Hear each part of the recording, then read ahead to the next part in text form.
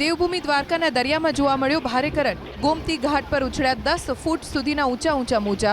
સંભવિત વાવાઝોડું હાલ તો નબળું પડી રહ્યું છે, પરંતુ દરિયામાં સર્જાયેલા હળવા દબાણના લીધે રાજ્યના અલગ અલગ દરિયાકાંઠે ભારે કરંટ જોવા મળી રહ્યો છે। દ્વારકાના ગોમતી ઘાટ પર પણ ઊંચા મોજા ઉછળ્યા।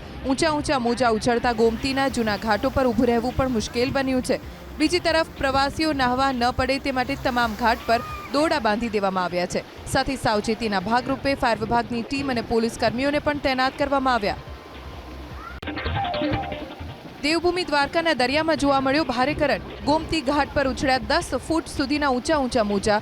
સંભવિત વાવાઝોડું હાલ તો નબળું પડી રહ્યું છે, પરંતુ દરિયામાં સર્જાયેલા હળવા દબાણના લીધે રાજ્યના અલગ અલગ દરિયાકાંઠે ભારે કરંટ જોવા મળી રહ્યો છે। દ્વારકાના ગોમતી ઘાટ પર પણ ઊંચા મોજા ઉછળ્યા। ઊંચા મોજા ઉછળતા ગોમતીના જૂના ઘાટો પર ઊભું રહેવું પણ મુશ્કેલ બન્યું છે। બીજી તરફ પ્રવાસીઓ નાહવા ન પડે તે માટે તમામ ઘાટ પર દોરડા બાંધી દેવામાં આવ્યા છે। સાથે સાવચેતીના ભાગરૂપે ફાયર વિભાગની ટીમ અને પોલીસ કર્મીઓને પણ તૈનાત કરવામાં આવ્યા।